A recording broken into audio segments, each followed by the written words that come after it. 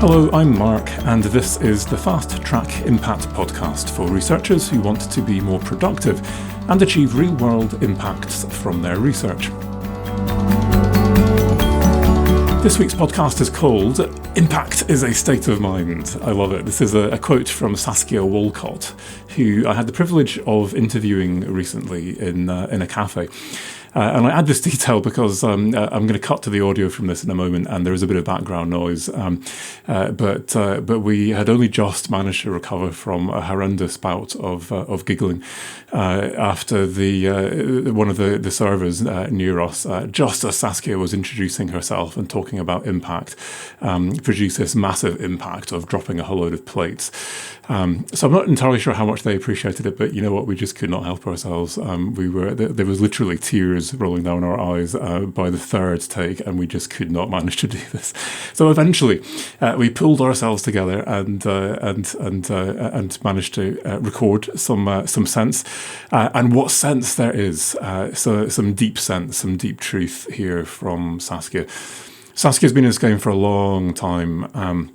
She used to work with ESRC. She then moved in professional services roles and then became a consultant. I actually employed her in Ref 2014 to provide feedback on case studies from the unit of assessment that I was jointly leading. And gained massively from her insights then, and have regularly gone back to her throughout my career for second opinions and advice.